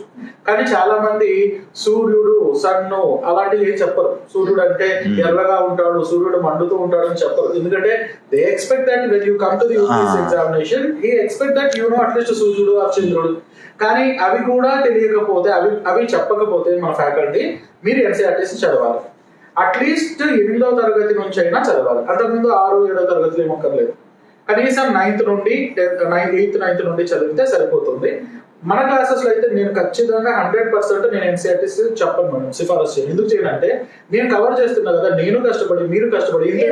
నేను ఆల్రెడీ కష్టపడి ఎన్సీఆర్టీ నుండి బేసిక్ 6th క్లాస్ ఎన్సీఆర్టీ నుండి అడ్వాన్స్డ్ సవీందర్ సింగ్ వరకు, బేసిక్ నుండి మాజిద్ హుసేన్ కూలర్ సర్ వరకు అప్డేటెడ్ బుక్స్ అన్ని నేను చెప్తాను. Updated content, current affairs integrate చేసి చెప్తాను. ఇంకా బయట మళ్ళీ స్టూడెంట్ కష్టపడాల్సిన అవసరం లేదు. రెండో విషయం ఎన్విరాన్మెంట్ వచ్చేటప్పటికి మేడం, ఎన్విరాన్మెంట్ కి అందరూ ఒక బాగా బయట ఫేమస్ అయిన ఒక బుక్ చదువుతూ ఉంటారు. చదువుకోండి, no problem. But biodiversity, wildlife, conservation, ecology, environment, climate change పైన వచ్చే questions 12th NCERT biology book లో 11, 12 చాప్టర్స్ నుంచి వస్తున్నాయి విషయం తెలిసి మర్చిపోతున్నారు. అదే సార్, ఎన్సీఆర్టీ బుక్స్ నుంచి డైరెక్ట్ స్టేట్మెంట్స్ ఇస్తున్నారు సార్. ఒకసారి ఒక క్వశ్చన్ చూసాను సార్, డైరెక్ట్ ఎన్సీఆర్టీ వెనక చాప్టర్ వెనుకున్న డిస్క్రిప్టివ్ క్వశ్చన్ అడిగారు, difference between the Himalayan reverse and the peninsular reverse. Direct question అది. ఈవెన్ మొన్న 2021 or 22 రవీంద్రనాథ్ ఠాగూర్ ఈ జనగణమన గీతాన్ని ఎక్కడ రాశారు అని సంథింగ్ అడిగారు. అది ఎక్కడ రవీంద్రనాథ్ ఠాగూర్ గారి చరిత్రలో ఏదైనా చదివితే మనకు తెలుస్తుంది. మదనపల్లిలో రాశారు. ప్రతిసారి యూపీఎస్సీ ఎగ్జామినేషన్ లో ఏపీ గురించి ఒక క్వశ్చన్ అడగడం ఆనవాయితీగా ఉంది. ఆ సంవత్సరం అది అడిగారు. మొన్న తర్వాత grand canyon of Penna river ని బేస్ చేసుకుని ఆ రవీంద్రనాథ్ ఠాగూర్ క్వశ్చన్ జనగణమన అని మనకు ఫస్ట్ నేషనల్ యాంథమ్ ఇస్తారు కదా ఎన్సీఆర్టీ క్రింద ఒక లైన్ వేసి చిన్న అక్షరాలు డిస్ప్లే అంటే చూడండి sir, NCERT how much importance అన్నది. దానికి చాలా మంది నాకు తెలిసిన వాళ్ళు ఉన్నారు మహానుభావులు, ఎన్సీఆర్టీ చదవకూడదు, స్టేట్మెంట్ ఎన్సీఆర్టీ చదవకూడదు, ఆ స్టేట్మెంట్ లోనే నెగిటివిటీ మనం ఇంకో కన్ఫ్యూజన్ క్రియేట్ చేస్తారు sir. Old NCERT, new NCERT sir. దీని మీద ఒక క్లారిటీ ఇవ్వండి సార్. నేను వచ్చినప్పుడు 10 years బ్యాక్ ఓల్డ్ ఎన్సీఆర్టీసీ అన్నారు, మరి ఇప్పుడు న్యూ ఎన్సీఆర్టీస్ ఓల్డ్ అయ్యి ఉంటాయి కదా, ఇప్పుడు ఏం ప్రిపేర్ అవ్వాలి? అదే అంటున్నారు సార్. ఇంకా ఇది ఒక కన్ఫ్యూజన్ సార్. ఎన్సీఆర్టీస్ అంటారు, మళ్ళీ immediate question old NCERT, new NCERT. Sir only history విషయంలోనే ఏం జరిగిందంటే, గవర్నమెంట్ మారినప్పుడు కొన్ని అంశాలు, కొన్ని కాంట్రవర్షియల్ అంశాలు ఉన్నాయని చెప్పి అప్పట్లో ఒక కమిటీ వేశారు. ఆ కమిటీకి యోగేంద్రనాథ్ సింగ్ కూడా వన్ ఆఫ్ ది మెంబర్స్ గా ఉన్నారు. దాన్ని బేస్ చేసుకుని కొన్ని ఓల్డ్ ఎన్సీఆర్టీలో 11th క్లాస్, అది కూడా ఏన్షియంట్ ఇండియన్ హిస్టరీ బుక్ లో కొన్ని పారాగ్రాఫికల్ మార్పులు చేశారు. Not more than 2 or 3 pages. దానికి ఓల్డ్ ఎన్సీఆర్టీ అదే డిస్కషన్ సార్. అంటే వీడు ఎన్సీఆర్టీ స్టార్ట్ చేయడు, చదువుతామని లేదు. అదంతా ఏంటంటే ఇంకేదో యూపీఎస్సీ ప్రిపేర్ అవుతున్నాడంటే వాడు ఇలాంటి కాంట్రవర్షియల్ ఆస్పెక్ట్ గురించి మాట్లాడాలి, ఏదో ఎలివేషన్ చేసుకోవాలి, నేను ఐఏఎస్ కి ప్రిపేర్ అవుతున్నానని చెప్పుకోవాలి, ఇదే ఉంటుంది మైండ్ లో. అదే సార్, ఎక్కడో విన్నాను సార్ ఒకటి, యూపీఎస్సీ ప్రిపేర్ అవుతున్నాను అనుకుంటారు కానీ యూపీఎస్ ప్రిపరేషన్ లో ఉండరు వీళ్ళు. అందరూ తిరుగుతారు అక్కడ అదే అండ్ సార్ ఇంకొకటి అంటే వాళ్ళ ప్రిపరేషన్ అంతా చాయ్ షాపుల దగ్గర అక్కడ ఇక్కడ ఉంటది. సో దాంతో కాదు, దాంతో ఇంకా నెగిటివిటీ బర్డన్ ఎక్కువై ప్రెషర్ ఎక్కువైపోయి నువ్వు డివియేట్ అయిపోతావే తప్ప ఎప్పుడు I used to always say in the class, never feel that you have been preparing for IAS or IPS exam. Just feel that you are also preparing for a competitive examination which require a proper consistent strategy. అంతే, ఇది కూడా ఒక పరీక్షనే అనుకోదు కానీ నేను IAS prepare అవుతున్నానని నీకు ఇప్పుడే కొమ్ములు వచ్చినాయంటే కష్టం అది. ఇప్పుడు సార్ ఇంకొకటి ఏంటంటే సార్ నేను అబ్జర్వ్ చేస్తుంది నార్మల్గా వీళ్ళు బయట బీటెక్ డిగ్రీ ఇవన్నీ ఫినిష్ చేసిన తర్వాత ఎంత హైయెస్ట్ స్కోర్ వస్తే అది కదా. ప్రిలిమ్స్ కానీ మెయిన్స్కి కానీ 100% స్కోర్ అవసరం లేదు కదా, 50% ఎనఫ్ మెయిన్స్కి. అది వాళ్ళ మైండ్లోకి వెళ్ళట్లేదు సార్. ప్రతి ఒక్కరు ప్రతి సబ్జెక్ట్ని ప్రతి పేపర్ని హైయెస్ట్ స్కోర్ చేయాలి. ఇది అసలు ఫస్ట్ చెప్పాల్సిందే కోచింగ్ ఇన్స్టిట్యూట్లో ఫస్ట్ అసలు 2-3 days సార్ ఈ మొబైల్స్ని అవాయిడ్ చేయడం, యాజ్ ఎ సివిల్స్ ఆస్పిరెంట్గా నువ్వు ఎలా ఉండాలని చెప్పడం, నెక్స్ట్ సిలబస్లో ఏ బుక్స్ అయితే ప్రిఫర్ చేయాలి, ఇలాంటివే తీసుకోవాలి సార్ 2-3 days. అది తీసుకుంటే వాళ్ళకున్న బర్డెన్ మొత్తం పోయి ఓకే. వన్స్ మోటివేషన్ క్లాస్ పెడతాం సార్. మోటివేషన్ క్లాస్ అంటే యాక్చువల్ గా మోటివేషన్ కాదు, డిమోటివేట్ అవ్వకుండా క్లాస్ పెడతాం. అది బెటర్ సార్. మోటివేట్ అవ్వడం తర్వాత విషయం. Reverse engineering both are lots reverse engineering. So environment విషయానికి we are having very clear, very well organized, very short material madam. అది మనం స్టూడెంట్ కి ఇచ్చేస్తాం. జస్ట్ ఒక 4 పేజీల్లో మొత్తం 4-5 పేజీలు ఎకాలజీ, ఒక 10 పేజీలో biodiversity, just 20 more than 20 pages లో పక్క కమాండ్ ఉండేదానికి. మన ఇంకోటి మీరు అడిగారు, ఇది గుర్తొచ్చింది మేడం. ఇది లాస్ట్ టైం ఒక క్వశ్చన్ అడిగారు, ఒక చీత గర్జిస్తుందా లేదా అన్నది క్వశ్చన్. సరే నేను క్లాస్ చెప్తూ నాకు తెలిసి ఇండియాలో ఎవరు చెప్పింటారు, బహుశా చెప్పింటే మహానుభావులు అంటారేమో. యూట్యూబ్ లో డిస్ప్లే చేసి చీతా డోంట్ రోర్, అది గర్జించదు, it's a meow, it's a big cat, meow వస్తుందని చీతా అరిచే సౌండ్స్ వినిపించి క్లాస్ అంతా నవ్వుకుంటూ ఉంటారు. మియా అంటుందా గర్జిస్తుందా అని క్వశ్చన్ ఇచ్చారు. యానిమల్ మనకి స్పాట్ అయింది అని చెప్పేసి అన్నారు కదా, అది వాస్ ఇన్ న్యూస్ నేను చెప్పినటువంటి మళ్ళీ రిపీట్ అవుతుంది మాత్రమే చెప్పారు సార్. అదే సార్ ఇంకొకటి ఏంటంటే సార్ ఇప్పుడు సబ్జెక్ట్ నుంచి 15 questions ఇస్తున్నారు అనుకున్నాం సార్. స్టూడెంట్స్ ఎలా ఆలోచిస్తున్నారంటే 15 ఆన్సర్ చేయాలని, బట్ ఒక 10 questions వరకు ప్రాపర్గా ప్రిపేర్ అయితే పెట్టేది సార్. ఆ నెక్స్ట్ 2-3 questions ఆన్సర్ చేయడానికి పెట్టే ఎఫర్ట్ వేరే సబ్జెక్ట్ మీద పెట్టుకున్నారు అనుకోండి, ఆ 10 questions ఆన్సర్ చేస్తారు. అది ఒకటి తెలియాలి సార్. మెయిన్ చాలా మంది ఇంటెలిజెన్స్ కూడా హార్డ్ వర్కర్స్ కూడా అప్రోచ్ తెలియక మిస్గైడెన్స్ వల్ల లాస్ అయిపోతున్నారు సార్. coming to economy అంటేనే బడ్జెట్, ఎకానమీ ఆర్థికవేత్తలు, ఆర్థిక శాస్త్రం. సో గౌతమ్ సార్ అడిగి, సార్ మీరు చెప్పండి, ఎకానమీ అంటే నిజంగానే అంత భయానకమైన సబ్జెక్ట్? అంటే సార్ జనరల్గా నేను ప్రిపరేషన్ స్టార్ట్ చేసినప్పుడు 1 subject that really bothered, 2 subjects actually. దాంట్లో జాగ్రఫీ ఒకటి సార్, ఎకానమీ ఒకటి.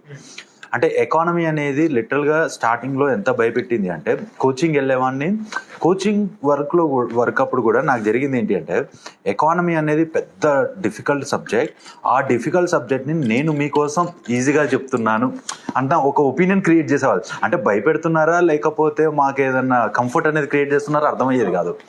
సో ఇంకా కోచింగ్ అయిపోయింది, ఒక అటెంప్ట్ అయిపోయింది, ఎకానమీ అనేది ముందుకు వెళ్ళట్లేదు అనిపించింది.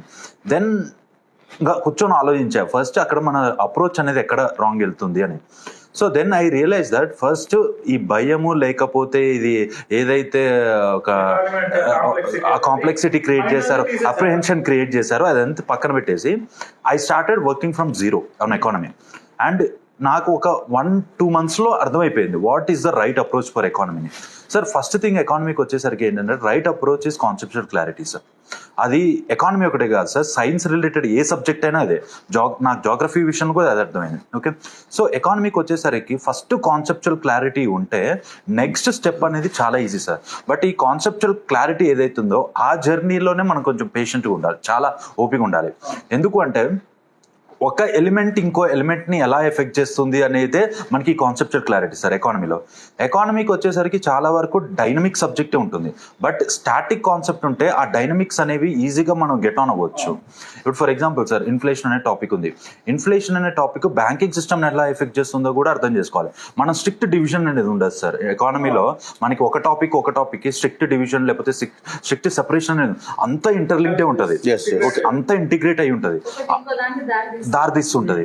ఓకే, సో అది గనక మనం గ్రహించలేకపోతే ఎకానమీ సిలబస్ అనేది కంప్లీట్ చేసుకోవడం వేరే విషయం సార్. ఫస్ట్ అసలు ఇంకా మనం టచ్ కూడా చేయం. కంప్లీట్ చేయడం అనేది చాలా దూరం మాట, ఇంకా టచ్ కూడా చేయం. అందుకనే దాన్ని సంవత్సరాల కొద్ది అవాయిడ్ చేసుకుంటూ వస్తుంటారు స్టూడెంట్స్.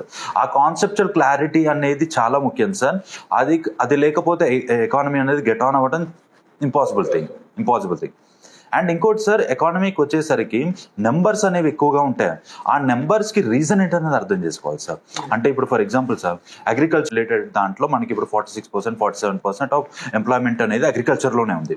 ఓకే, అంత ఎంప్లాయ్మెంట్ లేకపోతే అంత పర్సంటేజ్ ఆఫ్ పీపుల్ అగ్రికల్చర్ పైన ఎంగేజ్ అయి ఉన్నా కూడా అగ్రికల్చర్ గ్రోత్ అనేది ఎందుకు లేదు?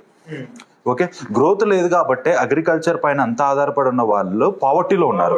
అందుకనే మనకి రూరల్ పావర్టీ అనేది ఎక్కువ ఉంది అర్బన్ పావర్టీ కన్నా. సో ఈ విషయాలను కనుక ఇంటిగ్రేట్ చేసుకోగలిగితే ఈజీ ఆ నెంబర్స్ గుర్తుంటాయి. అలా ఇప్పుడు దీంట్లో మనకి అగ్రికల్చర్లో ఉన్న ఎంప్లాయ్మెంట్ రేట్ ఎంత అనేది తెలుస్తుంది, రూరల్ పావర్టీ ఎంత అనేది తెలుస్తుంది, దానికి గల రీజన్ ఉన్న ల్యాండ్ ఫ్రాగ్మెంటేషన్ ఏదైతే ఉందో, సో యావరేజ్గా ఇప్పుడు ఇండియాలో ల్యాండ్ హోల్డింగ్స్ ఎంత. సో ఈ నెంబర్స్ అన్ని మనం గుర్తుపెట్టుకోవచ్చు.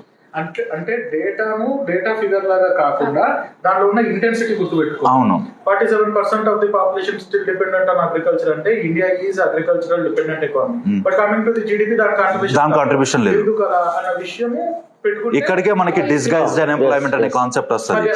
పర్టికులర్ ల్యాండ్ పైన ఎక్కువ మంది వర్క్ చేయటం డేటా చాలా వాటికి దారి తీస్తుంది. అది ఇంకొకటి సార్, ఎకానమీ విషయంలో ఎకనామిక్ సర్వే అంటేనే పెద్ద డాక్యుమెంట్ అది. ఆ డాక్యుమెంట్ అంతా దాన్ని ఎలా అప్రోచ్ చేయాలి, దాన్ని ఎలా గుర్తుపెట్టుకోవాలి? బడ్జెట్ అయినా సరే, ఎకనామిక్ సర్వే అయినా సరే, what is its relevance and how we have to remember that vast information? చాలా మంది అదే problem sir, budget economic survey prelims లా బాగా సఫర్ అయ్యే టాపిక్. అంటే సార్ జనరల్గా ఇంతకుముందు నేను చెప్పినట్టు కొంచెం డివియేషన్ సార్. ఇప్పుడు చాలా మంది ఆస్పిరెంట్స్ కొన్ని కాంపిటేటివ్ ఎగ్జామ్స్ రాసే వాళ్ళు ఆల్రెడీ కొన్ని జాబ్స్లో ఉండుంటారు. వాళ్ళు ఎగ్జామ్కి 1 వీక్ ముందో 10 డేస్ ముందో వచ్చి ఈ బడ్జెట్ సర్వే బేసిక్గా గో త్రూ చేసుకొని, లేకపోతే కరెంట్ అఫైర్స్ బేసిక్గా చదివేసుకొని they write exam, they pass, clear చేస్తారు. దీని గల రీజన్ ఏంటంటే వాళ్ళకి ఫండమెంటల్ బేసిక్స్ అన్నీ తెలుసు సార్, స్ట్రాంగ్ ఉంటారు దాంట్లో. సో మళ్ళీ ఇప్పుడు పర్టికులర్ సర్వే అండ్ బడ్జెట్కి వచ్చేసరికి ఏంటి అంటే మనకి ఆ బేసిక్స్ లేకుండా ఈ సర్వే అప్రోచ్ అనేది లేదు సార్. సర్వే బడ్జెట్కి వచ్చేసరికి ఇంతకుముందు మనం మాట్లాడుకున్నట్టు నెంబర్ బేస్డే ఎక్కువ వెళ్తారు. ఏ సెక్టార్కి ఎంత అలొకేట్ చేశారు, లాస్ట్ ఇయర్ ఎంత అలొకేట్ చేశారు, ఇయర్ ఎంత అలొకేట్ చేశారు, ఇదంతా ఓకే. బట్ ఆ అలొకేషన్ గల రీజన్ ఏంటి? ఇప్పుడు ఫర్ ఎగ్జాంపుల్ సార్, మనకి అగ్రికల్చర్ తాలూకు అలొకేషన్ అనేది పెరుగుతుంది అంటే ఎందుకు పెరుగుతుంది అనేది అర్థం చేసుకోవాలి. ఆ వై అనే రీజన్ అండ్ వాట్ అనే రీజన్ తెలుసుకోకపోతే ఎందుకు అనేది మనం అర్థం చేసుకోలేం సార్. అండ్ ఇంకోటి మనకి సర్వే వచ్చేసరికి, survey is nothing but the performance of the Indian economy in the last year. అదే ఎజెండా లాస్ట్ ఫైనాన్షియల్ ఇయర్లో పర్ఫార్మెన్స్ ఎలా ఉంది అని చెప్పడమే. సో పర్ఫార్మెన్స్ ఎలా ఉంది అనే దాంట్లో మనం బిట్ అనలిటికల్గా వెళ్ళాలి. బిట్ ఫ్యాక్చువల్ కన్నా ఫస్ట్ బిట్ అనలిటికల్గా వెళ్ళాలి. అంటే అగ్రికల్చర్ రిలేటెడ్ పర్ఫార్మెన్స్ ఎంత ఉంది, సో పర్ఫార్మెన్స్ ఇలా ఉంది అంటే బెటర్ పర్ఫార్మెన్స్ లేదు అంటే రీజన్ ఏంటి, లేకపోతే బెటర్ పర్ఫార్మింగ్ ఉన్నాము అంటే రీజన్ ఏంటి, లేకపోతే సర్వీస్ సెక్టర్ కాంట్రిబ్యూషన్ అనేది ఎక్కువగా ఉంది మోర్ దాన్ అగ్రికల్చర్, లేకపోతే more than industries. Service sector contribution to Indian economy అనేది కన్సిస్టెంట్గా పెరుగుతుంది అండ్ ఇట్స్ బీన్ హై. ఎందుకు అంటే మనకి సర్వీస్ అగ్రేరియన్ ఎకానమీ మనకి సర్వీస్ సెక్టర్ ఓరియంటెడ్ ఎకానమీగా ఎలా కన్వర్ట్ అవుతుంది. సో సర్వీస్ సెక్టార్లో మరి అంత గ్రోత్ ఉన్నప్పుడు ఎంప్లాయ్మెంట్ అనేది ఎందుకు లేదు? సో ఈ యాంగిల్లో కనుక మనం అర్థం చేసుకుంటే ఆబ్వియస్గా నెంబర్స్ అనేవి లేకపోతే బడ్జెట్ సర్వేలు ఉన్న డేటా అనేది ఈజీగా గుర్తుపెట్టుకోవచ్చు సార్. ఇట్స్ నాట్ దట్ అంటే మనకి బడ్జెట్లో కూడా మనకి బేసిక్గా టాక్సేషన్ పైన ఎక్కువ ఉంటుంది sir. Tax labs sir. Tax labs అనేవి మనం 0 to 4% nil tax, 4 to 8%, 5% tax, so ఇలా చదువుకుంటాం. బట్ నిజానికి వచ్చేసరికి చదివే పద్ధతి అది కాదు సార్. మనకి ట్యాక్స్ ఏమంటారు, స్లాబ్ డివిజన్ అనేది ఏ ప్రాతిపదికన జరుగుతుంది? దాని కింద ఉండే ఆ రేషనాలిటీ గుర్తుపెట్టుకో. అవును, లేకపోతే మనకి స్టాండర్డ్ డిడక్షన్ అంటే ఏంటి, ఇవన్నీ అర్థం అవ్వాలి. అవన్నీ అర్థం చేసుకోకుండా జస్ట్ ఫ్యాక్చువల్ గా మనకి కనిపించిందే చదువుతాం అంటే దానికి హిడెన్ కాన్సెప్ట్ కూడా అర్థం అవ్వాలి. సార్ మీరు ఇందాక అన్నారు కదా, మీరు ఫ్రమ్ ద బిగినింగ్ స్టార్ట్ చేస్తే మీకు క్లారిటీ వచ్చిందని, దానికి టిప్స్ చెప్పండి సార్. అంటే మేడం ఫస్ట్ నేను అర్థం చేసుకుంది ఏంటంటే మేడం, నేను ఏదైతే చాలా మంది ఆస్పిరెంట్స్ ఇప్పటికీ చేస్తున్న తప్పు ఏంటంటే జస్ట్ నెంబర్స్ బేస్డ్ గా నేను ఆ తప్పు చేశాను. కాన్సెప్ట్స్ పరంగా సరైన అవగాహన లేకుండా, and at that point of time I really undermined NCERTs. నేను ప్రిపరేషన్ స్టార్ట్ చేసినప్పుడు ఎన్సీఆర్టీస్ ఏముంది, ఏదైనా మనకి ఇందులో కవర్ అయ్యే ఇన్ఫర్మేషన్ కదా అని అనుకున్నాను. But when I started reading NCERT ఎలా అంటే మనల్ని మన థాట్ ప్రాసెస్ అనేది గ్రౌండెడ్ చేస్తుంది. ఫస్ట్ మన ఎక్కువ ఆలోచించకుండా, ఓవర్ థింక్ చేయకుండా సబ్జెక్ట్ని మోస్ట్ గ్రౌండెడ్ వేలో ఎక్స్ప్లెయిన్ చేస్తుంది. ఓకే, సో అది నాకు చాలా హెల్ప్ అయింది. అంటే బేసిక్ మనీ అంటే ఏంటి, మనీ డెఫినేషన్ ఏంటి, ఓకే, సర్క్యులేషన్ ఆఫ్ మనీ అంటే ఏంటి, సర్క్యులేషన్ ఆఫ్ మనీ వల్ల ఇన్ఫ్లేషన్ ఎలా దారిస్తుంది, అంటే ఈ బేసిక్ గ్రౌండెడ్ కాన్సెప్ట్ లేకపోతే సింప్లిఫై చేసి చెప్పే విధానం అనేది నాకు అప్పటి వరకు నేను కోచింగ్ ఇన్స్టిట్యూట్స్లో, నేను జాయిన్ అయిన కోచింగ్ ఇన్స్టిట్యూట్ కూడా నేను చూడలేదు. సో యాజ్ ఎ ఫ్యాకల్టీ కూడా నేను ఇప్పుడు అదే చేస్తుంటాను. ఏంటి అంటే ఫస్ట్ నేను చెప్పదలుచుకుంది ఏంటంటే ఎకానమీ అనేది డిఫికల్ట్ సబ్జెక్ట్ కాదు, అది డిఫికల్ట్ సబ్జెక్ట్, నేను దాన్ని ఈజీగా చెప్తున్నాను అనే సెల్ఫ్ ప్రమోషన్ అనేది అదే సార్. ఫస్ట్ ఆ జీడిపి, ఎన్డిపి, ఎన్ఎన్పి, జిఎన్పిలు, అవును, అక్కడే దాన్ని ఏం చేస్తారంటే చాలా కాంప్లికేటెడ్ చేసేస్తారు, తీసుకొస్తుంది. అండ్ డ్రై సబ్జెక్ట్ అని ఒక స్టాంప్ వేస్తారు. అదే అంటే ఇప్పుడు ఫర్ ఎగ్జాంపుల్ సార్, మనకి ప్రోగ్రెసివ్ టాక్సేషన్ అని ఉంది. ఓకే, ప్రోగ్రెసివ్ టాక్సేషన్ లేకపోతే ప్రపోర్షనల్ టాక్సేషన్. ప్రోగ్రెసివ్ టాక్సేషన్ అంటే సింపుల్ వర్డ్స్ లో నీ ఇన్కమ్ పెరిగే కొద్దీ నీ పైన ట్యాక్స్ రేట్ అనేది పెరుగుతూ ఉంటుంది, అది ఒక లిమిట్ వరకు. ఓకే, దాన్ని కాంప్లెక్స్ చేసి చెప్పాల్సిన అవసరమే లేదు ఫస్ట్ థింగ్. ఇంకా దీనికి మించి సింపుల్ డెఫినేషన్ ఏది ఉండదు. ఓకే, ఇప్పుడు మనకి ఇండియాలో ఇన్ఈక్వాలిటీ, రీజనల్ డిస్పారిటీస్ తగ్గించడానికి మనకి ప్రోగ్రెసివ్ టాక్సేషన్ ముఖ్యం. ఇదంతా అడ్వాన్స్డ్ నాలెడ్జ్. ఫస్ట్ నువ్వు అదేంటో చెప్పాలి. అదే ఫిజికల్ డెఫిసిట్ అనే కాన్సెప్ట్ కూడా వచ్చేసరికి సార్, గవర్నమెంట్ ఆదాయం ఏంటి, ఖర్చు ఏంటి, అంతే ఫిజికల్ పాలసీ. ఫిజికల్ పాలసీ అంటేనే అది. ఇంకా నువ్వు దానికి మించి ఏది చెప్పినా అడ్వాన్స్డ్ నాలెడ్జ్. ఫస్ట్ ఇది చెప్పకపోతే అది చెప్పినా వేస్టే. అది అడ్వాన్స్డ్ గా తీసుకోవట్లేదండి స్టూడెంట్స్, కన్ఫ్యూజన్ గా తీసుకుంటున్నారు. అది నాలెడ్జ్, ఇది సింపుల్ ఆదాయం ఎంత, ఖర్చు ఎంత, ఆ మధ్యలో ఉన్నదే ఫిజికల్ డెఫిసిట్ అన్న విషయము వాడికి అర్థం కావట్లేదు.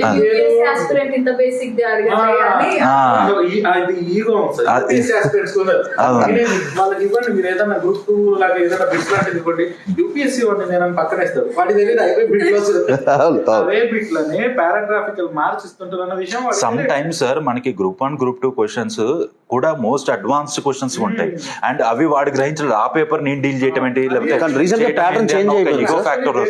there is no difference between a group 1 group 2, so it is all about the maturity level of the understanding. అవును, సో అలా సబ్జెక్ట్ ఎంత లెవెల్.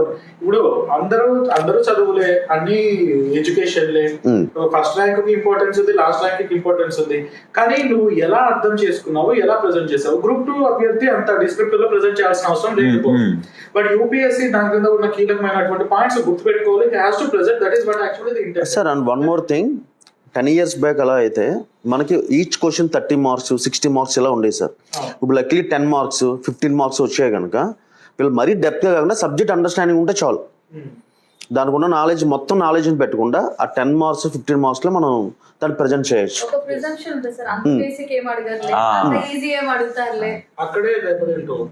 అండ్ ఇంకోటి సార్, ఎకానమీలో ఫండమెంటల్ గా నేను స్టార్టింగ్ లో అర్థం చేసుకుంది, there are 3 words sir: production, distribution and consumption. Okay, ఒక వస్తువు తయారీ, ఆ వస్తువు తాలూకు పంపిణీ, మళ్ళీ ఆ వస్తువుని ఎలా కన్జ్యూమ్ చేస్తుంది, కన్జంప్షన్ ప్యాటర్న్స్. ఈ 3 అర్థం చేసుకుంటే ఎకానమీ సిలబస్ అనేది మొత్తం కంప్లీట్ సార్. ఎందుకంటే ఒక కంపెనీ నుంచి ఒక గుడ్ మార్కెట్లోకి వస్తుంది అంటే ఆ కంపెనీలో ఎంప్లాయ్మెంట్ ఉన్నట్టు. ఓకే, సో ఎంప్లాయ్మెంట్ ఉంది అంటే వాడు ట్యాక్స్ కడుతున్నట్టు. సో ట్యాక్స్ అనేది it's revenue to the government. Okay, మళ్ళీ కన్జంప్షన్ ఉంది అంటే మార్కెట్లో డిమాండ్ ఉంది అంటే వాడు ఆల్రెడీ ఇంకో దగ్గర వర్క్ చేస్తున్నట్టు, ఎవరైతే కస్టమర్ ఉన్నారో లేకపోతే ఎవరో. ఓకే, అతను కూడా స్పెండింగ్ అనేది ఉంది. సో ఎంప్లాయ్మెంట్ లేని చోట పావర్టీ అనేది ఉంటుంది. పావర్టీ ఉన్న చోట గవర్నమెంట్ వెల్ఫేర్ స్కీమ్స్ అనేవి ఎక్కువ ఉంటాయి. వెల్ఫేర్ స్కీమ్స్ ఎక్కువ ఉన్న చోట గవర్నమెంట్ మీద బర్డెన్ ఉంటుంది, అదే రెవెన్యూ ఎక్స్పెండిచర్. సో ఈ ఫండమెంటల్ బేసిక్ మ్యాప్ లేకపోతే ఫ్లో చార్ట్ అనేది అర్థం చేసుకోకపోతే ఇంకా ఎకానమీ అనేది సింప్లిఫికేషన్ ఉంటుంది సార్, సింప్లిఫై అవ్వదు. ఓకే, అంటే ఇక్కడ మనకి వెల్ఫేర్ కోసం స్పెండ్ చేసే మనీ మనం ఎర్న్ చేసే మనీ కన్నా ఎక్కువ ఉంది అంటే డెఫిసిట్. సో మళ్ళీ మన అక్కడికి వచ్చేసరికి బారోయింగ్స్ అనే కాన్సెప్ట్ వస్తుంది. సో ఈ ఫండమెంటల్ ఫ్లో చార్ట్ అనేది అర్థం చేసుకోవాలి సార్. అంటే అన్ని ఇంటర్లింక్ అని ఒకటి మనం థాట్ పెట్టుకోవాలి, డిఫరెన్స్ అనేది లేదు అని ఒక థాట్ పెట్టుకోవాలి first thing. So economy subject లో అది ఇంటర్లింక్, కానీ ఈ వీడియోలో అన్ని సబ్జెక్ట్స్ ఇంటర్లింక్. ఇప్పుడు ఫర్ ఎగ్జాంపుల్ ఎల్పిజి రిఫార్మ్స్ వచ్చింది అనుకో సార్, మీ జాగ్రఫీలో ఉంటది, మేడం పాలిటీలో ఉంటది, సార్ హిస్టరీలో కూడా ఉంటది, ల్యాండ్ రిఫార్మ్స్ కూడా అంతే సార్. అందరి చారిత్రక నేపథ్యం time of independence, IndiGo cultivation ఎక్కువ, దట్ ఇస్ చంపారన్ సత్యాగ్రహం and high yielding varieties program, how green revolution is successful and how much contributed to the economy and the అదే సార్, ఆ పర్టికులర్ టాపిక్ ని ఏ పేపర్ లో అడుగుతున్నారు అన్నది గ్రహించి ఆ పేపర్ పరంగానే ఆన్సర్ రాయాలి. మన జాగ్రఫీ నాలెడ్జ్ ఎకానమీలో పెట్టద్దు. స్టోరీ బట్ ఈ 4 సబ్జెక్ట్స్ నాలెడ్జ్ ఎస్ఏ లో రాయొచ్చు, ఎథిక్స్ లో పెట్టచ్చు. అందుకనే that is the reason why there is no separate preparation card for essay. So this is, if you are comfortable in these areas, if you are having command in these areas, general essay is a cakewalk for you. Yes. So this it's a very good discussion. Hey, students చాలా ఉపయోగపడుతుంది. So like Sai Kumar అన్న dialogue గుర్తొస్తుంది, కనిపించే 3 సినిమాలు principal అయితే ఇక్కడ కనిపించే 4 సినిమాలు యూపీఎస్సీకి సర్వీస్ కి ప్రతిరూపం. Nice sir, nice, well quote. So UPSC 2026 sir ఇంకోటి sir, sorry for interrupting, subject specific కాకుండా there are 1-2 questions which I have sir. First thing ఏంటి అంటే మనకి ప్రిలిమ్స్కి వచ్చేసరికి ఇయర్లీ కట్ ఆఫ్ అనేది తగ్గిపోతూ ఉంది sir. Is it completely a CSAT factor or మనకి జిఎస్ అనేది ఇంకా కష్టంగా చేయడం జరుగుతుందా? సార్ రెండు కూడా జరుగుతున్నాయి. సీసాట్ అన్నది ఒక డిఫికల్ట్ ఎలిమెంట్ లాగా, కొరకరాని కొయ్య అంటారు చూడండి. రెండోది జిఎస్ లో కూడా yes, that is the quality of the questions, the way of asking the questions. Earlier we are having the trend of how many of the statements are which of the following statement is right or wrong, only one, only two ila adigaru. Ippudu how many of the statements are wrong, how many statements are true అని అడుగుతున్నారు. అంటే ఏంటంటే నీకు concept ఉంటే సరిపోదు, you should have the analytical skills and the reasoning of solving the test.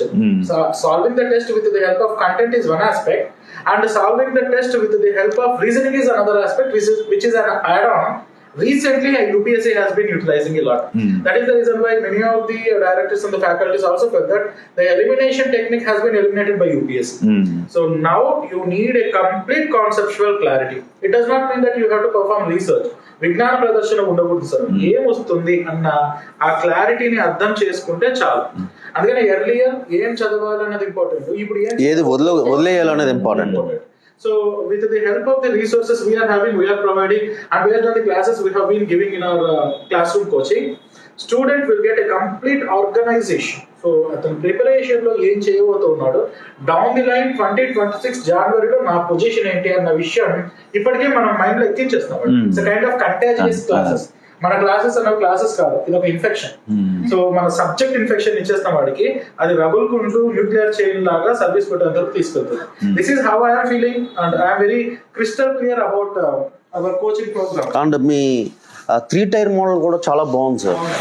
First subjects మీద మన clarity ఇప్పించడం, తర్వాత పీవైక్యూస్ ప్రాక్టీస్ చేయించడం, ఆ అనలిటికల్ స్కిల్స్ ఇంప్రూవ్ చేయడం, ఇదంతా కూడా ఒక చాలా బాగుంది సార్ మోడల్. ఎంటర్టైన్మెంట్ గా పోతుంది సార్. అంటే నేను ప్రిపేర్ అవుతున్నాను అన్న భావన ఉండదు, ప్రిపరేషన్ ఎంజాయ్ గా ఉంటుంది ప్రిపరేషన్. రైట్. అంటే చాలా మందికి ఇప్పటికి కూడా మా ఫాదర్ వీళ్ళు ఇప్పటికీ పేపర్ చదువుతుంటారు సార్, న్యూస్ పేపర్. ఎందుకంటే అప్పుడు అలవాటైంది, అంటే it has become their life style, ఒక లైఫ్ లో ఒక భాగం అయిపోయింది పేపర్ చదవటం. అది పేపర్ చదవడం అన్నది ఇంపార్టెంట్, కానీ డైలీ రిచువల్ లాగా ఉండాలి. ఎడిటోరియల్ పేపర్ల నుంచి అతికించుకోవడాలు ఒకప్పుడు రీసోర్సెస్ లేనప్పుడు మనకు. నేను అట్లనే మొన్న ఒక స్టూడెంట్ అడిగితే, సార్ ఎవ్రీడే ఎడిటోరియల్ చదువుతున్నా సార్, ఆల్మోస్ట్ 1 year అంటే ఒక ఎడిటోరియల్ టైటిల్ చెప్పాను గుర్తులేదు, ఒక ఎడిటోరియల్ కాన్సెప్ట్ గుర్తులేదు, దేనికి చదివావు, ఎందుకు చదవమన్నారు చదివారు. ఎప్పుడు సార్ ఎడిటోరియల్? నువ్వు ఎడిటోరియల్ చదివి ఎడిటోరియల్ ఒపీనియన్ నువ్వు గ్రహించి అది ఆన్సర్ లో పెడతావు. ఆల్రెడీ వాళ్ళు ఒపీనియన్ ఇస్తున్నారు సార్, దాన్ని మనం క్యాచ్ చేయాలి. ఒక్క పాయింట్ వేరియేషన్ ఉంటుంది సార్, ఒకే ఒక పాయింట్. ఆ ఒక్క పాయింట్ కోసం రోజుల తరబడి అలా చదవాల్సిన అవసరం లేదు. Now we are having adequate resources, just organise, simplify the understanding the essence of the resources is పట్టుకో అదే. And that's why we are very clear about our UPSC 2026 long term programme sir. So మన UPSC 2026 కి long term programme అన్నది ఈ 2025 April నుండి start అవుతుంది.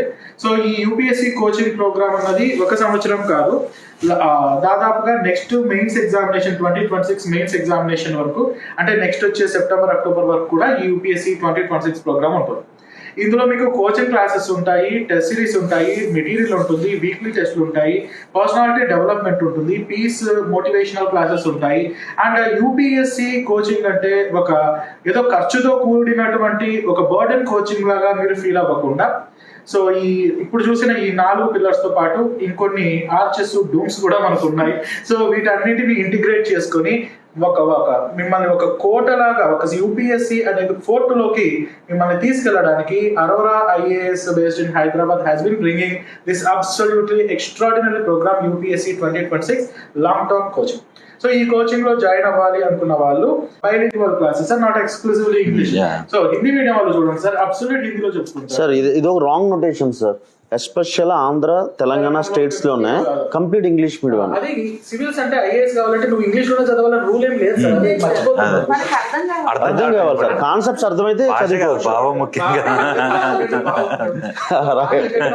ముఖ్యం అన్న ఈ లాజిక్ తో bilingual English and Telugu medium classes UPSC, IAS, IPS వంటి ప్రతిష్టాత్మకమైనటువంటి సర్వీసెస్ ని క్లియర్ చేయడం కోసం అరోరా ఐఏఎస్ నేతృత్వంలో యూపీఎస్సి 2026 లాంగ్ టర్మ్ కోచింగ్ అన్నది ఏప్రిల్ 21 నుండి స్టార్ట్ అవుతుంది. వీటితో పాటు we are having multiple optionals. Geography optional ఉంది మన దగ్గర, సోషియాలజీ ఆప్షనల్ ఉంది, political science and international relations, anthropology, law optional కూడా మన అరోరా ఐఏఎస్ నేతృత్వంలో ఉంది. వివరాలకు మీరు 9346265766 లేదా 8639404026 నందు సంప్రదించవచ్చు. Thank you for spending time with us. Thank you so much madam. Thank you sir. Thank you sir.